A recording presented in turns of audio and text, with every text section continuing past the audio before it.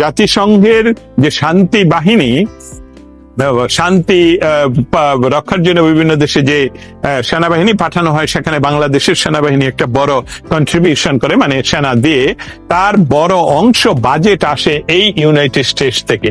এবং ট্রাম্প প্রশাসন ইতিমধ্যে ঘোষণা করেছেন যে আগামীতে এটা বন্ধ হয়ে গেছে। ট্রাম্প প্রশাসন ঘোষণা করেছে যে নিশ্চয় তারা এই শান্তি রক্ষা বাহিনীর জন্য তাদের বাজেট শূন্যতে নামিয়ে আসবে। ইতিমধ্যে সেটা প্রায় শূন্যের কাছাকাছি চলে এসেছে। সবাইকে শুভেচ্ছা জানাচ্ছি যুক্তরাষ্ট্রের রাজধানী ওয়াশিংটন ডিসি থেকে।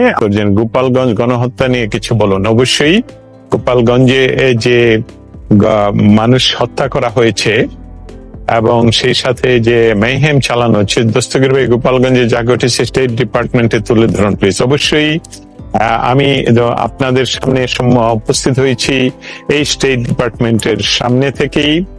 বিশ্ব মিডিয়াতে গতকালকের যে ঘটনা গোপালগঞ্জে এই এনসিপি কে পাঠানো হয়েছে যাতে করে সেখানে একটি গন্ডগোলের সৃষ্টি করা হয়, এবং সেখানে পাঠানো হয়েছে সরকারি প্রটোকলে, সরকারের বাহিনীর সামনে পিছনে, সরকারের পুলিশ সামনে পিছনে, এমনকি বাংলাদেশের সশস্ত্র বাহিনীর সাজোয়া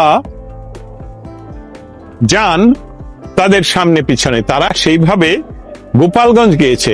আপনারা সেখানে উস্কানি দিয়ে আগেই ডিক্লেয়ার করেছেন যে বাংলাদেশের স্থপতি বিশ্বের একজন অতি পরিচিত, সকল দেশের সকল মানুষের কাছে বঙ্গবন্ধু শেখ মুজিবুর রহমান, যার নেতৃত্বে বাংলাদেশ স্বাধীন হয়েছে, সেই বঙ্গবন্ধু শেখ মুজিবুর রহমান যেখানে শায়িত, চিরনিদ্রায় শায়িত, সেখানে আপনারা তাকে ঘুরিয়ে দিবেন, মুজিববাদ ঘুরিয়ে দিবেন।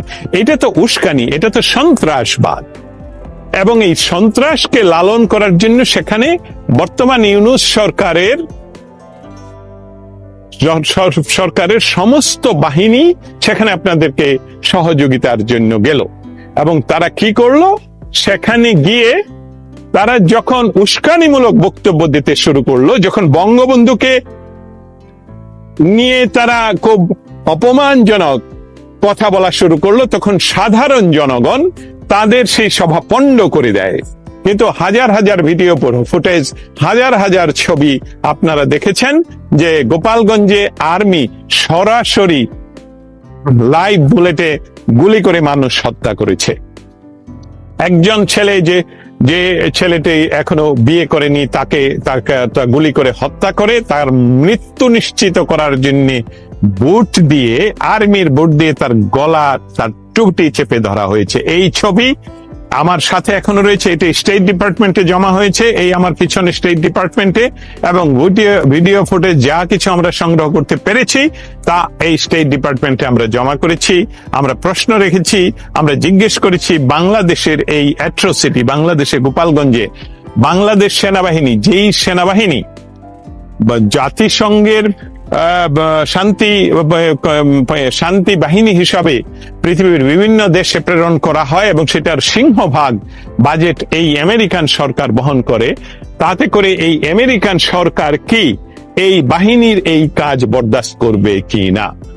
তারা প্রশ্নটি নিয়েছেন এবং প্রশ্নটির উত্তর তারা লিখিতভাবে, যেহেতু প্রশ্ন জমা দিতে হয়েছে, তারা লিখিতভাবেই আমাদেরকে উত্তর জানাবেন। এবং সেটা নিয়ে অবশ্যই তাদের কি উত্তর সেটা নিয়ে আমি অবশ্যই আপনাদের সামনে আবারও হাজির হব। যেখানে বাংলাদেশ আর্মি সরাসরি লাইভ বুলেটে বাংলাদেশের জনগণকে হত্যা করছে, সেটার তীব্র নিন্দা জ্ঞাপন না করে আপনারা কিসের রাজনীতি করছেন? সেই বাংলাদেশ আর্মি খুবই অন্যায় ভাবে মানুষকে হত্যা করেছে, তার জন্য যেমন বিশ্ব সম্প্রদায়ের কাছে আমরা তুলে ধরেছি এই সকল সংবাদ, ঠিক একই বিষয় যে বাংলাদেশের আর্মি একটি রাজনৈতিক দলের কিছু লিডারকে, যারা ইতিমধ্যে মবের সাথে যুক্ত, যারা ডাকাতির সাথে যুক্ত, যারা পুলিশ হত্যার সাথে যুক্ত, যারা নিজেরা স্বীকার করেছে যে তারা পুলিশ হত্যার সাথে যুক্ত, এই ধরনের মানুষকে গ্রেফতার না করে, যারা উস্কানি দিয়ে গোপালগঞ্জে গিয়ে উস্কানি দিয়ে গোপালগঞ্জে গিয়েছে, যেখানে জানে বা সরকার যে সোশ্যাল মিডিয়াতে এবং সামাজিক সোশ্যাল মিডিয়া এবং গণমাধ্যমে তারা উস্কানি দিয়ে গেছে যে সেখানে তারা ধ্বংস করবে, ভাঙচুর করবে, লুটতরাজ করবে। সেখানে সরকারের পক্ষ থেকে সেখানে আগে প্রিকশন না নিয়ে সেখানে সকল পার্টির যাতে উপস্থিত না হতে পারে সেই ধরনের কিছু ব্যবস্থা না করে সেখানে আর্মি দিয়ে প্রটেক্ট করে মানুষের উপর গুলি করে একটি রাজনৈতিক দলের পক্ষে বাংলাদেশের আর্মি যে অবস্থান নিয়েছে সেই বিষয়টা বাংলাদেশের জনগণের কাছে সুস্পষ্ট, বিশ্ববাসীর কাছে সুস্পষ্ট। এই স্টেট ডিপার্টমেন্টের যুক্তরাষ্ট্রের স্টেট ডিপার্টমেন্টের কাছে এটা তুলে ধরা হয়েছে। অতএব এটা সুস্পষ্ট, গতকাল থেকে এটা সুস্পষ্ট যে বাংলাদেশের যে আর্মি, এটা বাংলাদেশের কোন রাজনৈতিক সরকারের পক্ষে নয়, বাংলাদেশ ৭১-এর পক্ষে নয়, অথচ এই আর্মির জন্মসূত্র বাংলাদেশের ৭১-এর স্বাধীনতা সংগ্রাম। অতএব তারা যে সম্পূর্ণভাবে জামাতিপন্থী, সম্পূর্ণভাবে বাংলাদেশ বিরোধী, এটার প্রমাণ গত 2 দিনে বাংলাদেশ আর্মি দিয়েছে। বাংলাদেশ আর্মি যখন আজকে বলল বা তাদের প্রেস বিজ্ঞপ্তিতে যে তারা জীবন রক্ষার্থে গুলি করেছে, তাহলে যখন জুলাই অগাস্টে পুলিশ তার জীবন রক্ষার্থে গুলি করে সেটা অন্যায় হবে কেন? যদি 5 অগাস্ট জুলাই মাসের এই ঘটনাগুলোর জন্য যদি বিচার হতে হয়, তাহলে গতকালকে গোপালগঞ্জে এবং গত 11 মাসে বাংলাদেশে যে হত্যা হয়েছে তার প্রতিটির জন্য এই ডক্টর ইউনূস সহ সকলের বিচার বাংলাদেশে হওয়া উচিত। এবং বাংলাদেশের বিচার ব্যবস্থার যে করুণ দশা, বাংলাদেশের গণমাধ্যমের যে করুণ দশা, গণমাধ্যম প্রথম আলো যে হেডিং করেছেন সেটা আমি ধিক্কার জানাই। প্রথম আলো হেডিং করেছেন যে এনসিপির সভায় গন্ডগোল এবং 4 জন নিহত। মনে হচ্ছে এনসিপির সভায়, এটা আলটিমেটলি বলা হচ্ছে যে অন্য একটি রাজনৈতিক দল এনসিপির সভায় আক্রমণ করে এনসিপির 4 জনকে হত্যা করেছে। আপনারা এই ধরনের হলুদ সাংবাদিকতা বন্ধ করতে হবে, না হলে সবকিছুর জন্য সেনা প্রধান দেয়, এটা তুলে দেন। সেনা প্রধান বলতে তো শুধু ওয়াকার সাহেবের কথা কি বলবো, উনি তো জাতীয় বেঈমান। তার জন্মভূমিতে যখন তারা ঘোষণা দিয়ে মার্চ করতে যায়, সেখানে তাদের এবং সাধারণ জনগণের মাঝে দাঁড়িয়ে আপনারা যদি শান্তি রক্ষা করতেন তাহলে একটা কথা ছিল, কিন্তু আপনারা যা করলেন সেটা হলো সাধারণ গোপালগঞ্জবাসীর বুকের উপর গুলি চালালেন, রাতের অন্ধকারে তাদের মা বোনদের ইজ্জত হরণ করলেন, তার সমস্ত পুরুষ মানুষদেরকে খুঁজে বেড়ালেন এবং এখনো পর্যন্ত যে অ্যাট্রোসিটি চালাচ্ছেন, যে মেহেম আপনারা করছেন সেখানে, এই সকল সমস্ত কিছুর কিন্তু ডকুমেন্টেশন বিশ্বব্যাপী ছড়িয়ে যাচ্ছে। অতএব আপনারা জানেন, আপনারা যারা আমাকে শুনছেন, যে জাতিসংঘের যে শান্তি বাহিনী, শান্তি রক্ষার জন্য বিভিন্ন দেশে যে সেনাবাহিনী পাঠানো হয়, সেখানে বাংলাদেশের সেনাবাহিনী একটা বড় কন্ট্রিবিউশন করে, মানে সেনা দিয়ে তার বড় অংশ বাজেট আসে এই ইউনাইটেড স্টেটস থেকে। এবং ট্রাম্প প্রশাসন ইতিমধ্যে ঘোষণা করেছেন যে আগামীতে বা ইতিমধ্যে বোধহয় এটা বন্ধ হয়ে গেছে, আমি এটা নিয়ে পরবর্তীতে আবারও লাইভে আপনাদেরকে বিস্তারিত বলবো, যে ট্রাম্প প্রশাসন ঘোষণা করেছে যে নিশ্চয় তারা এই শান্তি রক্ষা বাহিনীর জন্য তাদের বাজেট শূন্যতে নামিয়ে আসবে।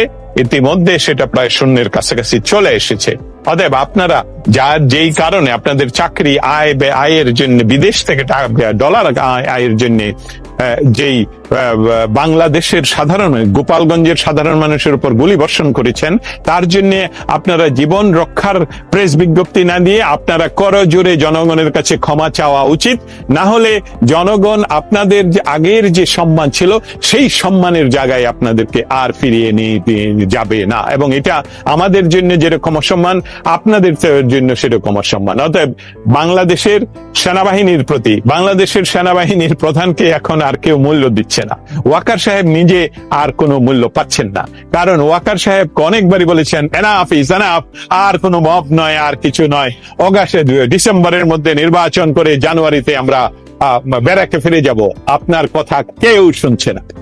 আপনি যে আসলে এই ডক্টর ইউনূসের মেটিকুলাস ডিজাইনের প্রধান ঠিকাদার, আপনি যে তাদেরকে প্রোটেক্ট করছেন, এটার চ্যালেঞ্জ আমি করে গেলাম যে এই চ্যালেঞ্জ আপনি গ্রহণ করুন, যে এই প্রোটেকশন আপনি দিচ্ছেন না, আপনি এই প্রোটেকশন যেহেতু দিচ্ছেন সেই জন্য বাংলার মানুষ ইতিমধ্যে আপনাকে আপনাকে আপনাকে বাংলার মানুষ তাদের মন থেকে একেবারেই মির্জাফরের স্থানে হয়তোবা নিয়ে যাচ্ছে।